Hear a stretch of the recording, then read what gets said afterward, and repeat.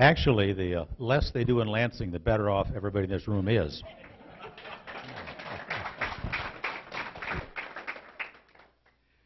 I'd like to follow up quickly on the main point tonight, which is we've got to win this election. We've got to win it from the top to the bottom. We cannot afford to have Hillary Clinton. Scott has already explained all the reasons why that cannot be allowed to happen. We are in a fortuitous position here. We have nominated Paul Mitchell, who is a solid, rock-solid conservative, to be our new congressman. I am a conservative. I'm doing the job in Lansing. I brought this little paper along because it's a list of the things that I am voting on, sponsoring, or co-sponsoring in Lansing. And I want to continually communicate with my voters as to exactly what I'm doing and why I'm doing it and where I'm coming from. A couple examples. I've co-sponsored 2 constitutional amendments. One would make this a part-time legislature. There is no reason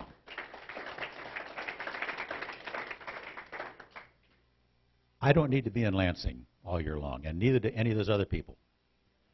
At least I vote no most of the time. A lot of them vote yes, and it only causes more trouble. I led a petition drive a few years ago to make it a part-time legislature. We got a lot of signatures, but not enough. So now I'm trying the other route through Lansing. There's no excuse for having as much government as we have in the state or the federal level. I have co-sponsored. You had a quick question? Pardon? No, it would not. They would leave term limits in place. To me, that's a separate issue. I think there are legitimate issues to debate on that. My bill simply makes it a part-time legislature. The people should vote, and they will only vote on it. Wouldn't be the legislature doing it. If they want to change term limits, it's up to the people. I'm perfectly happy to live with the term limits the voters have imposed. A series of bills that I have co-sponsored are to bring the governor and the legislature under the Freedom of Information Act and the Open Records Act. There is no excuse why you shouldn't have access to any legitimate document in the governor's office, in my office, or anybody else's office in Lansing. It's a travesty that we in Michigan, since 1976, have had an Open Meetings Act, an Open Records Act, and they have continuously exempted themselves. They've said, local governments, you got to do it, everybody else got to do it, but somehow we're above the law. It's time for a change. I spoke with the speaker about it today. He has told me he will bring it up for a vote, and I promise you, if it comes to a vote, it will pass. But it's a real travesty. The Democrats are complaining about it now, even though they had control of government for 20-some years and never made an effort at all to do it. We Republicans are going to make it open so you can get the records upon request. An issue that Carol Brown raised, I have co-sponsored a bill to overrule the State Board of Education and provide that bathrooms in schools are for the sex that it says on the door.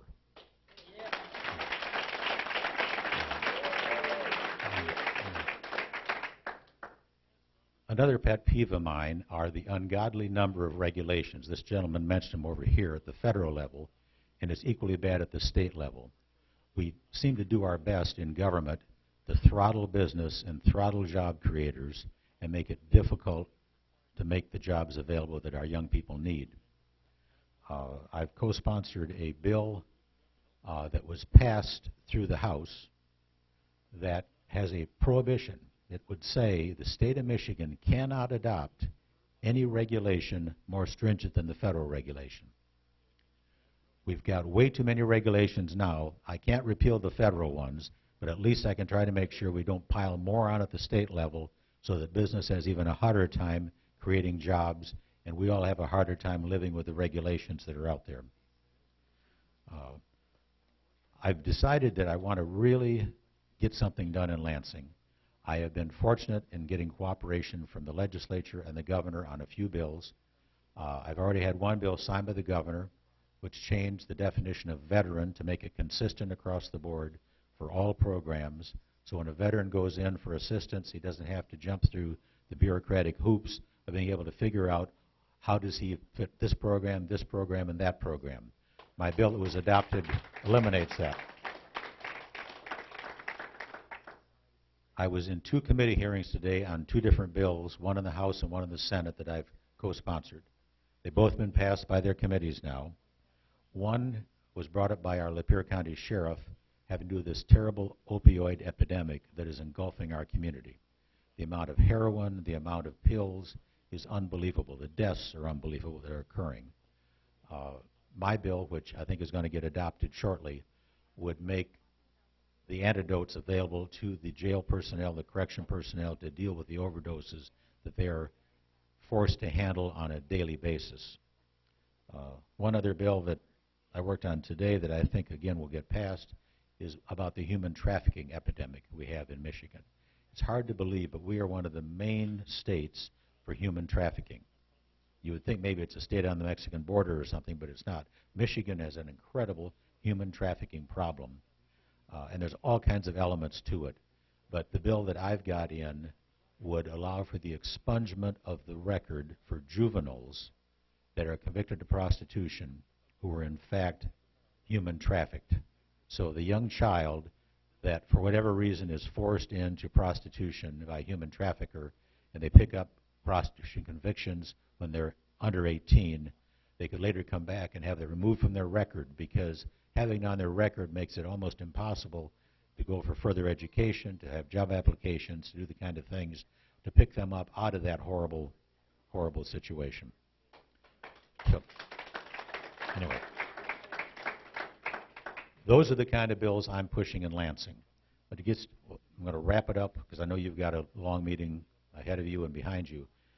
A couple of votes I've taken on bills that I did not introduce. One was the Detroit public school bailout.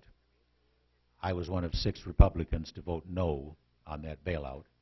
I think it is incredibly unfair to ask the taxpayers of Lapeer County, who get about $8,000 per student to fund their education, to send another $700 million to Detroit, who is already getting $13,000 per student.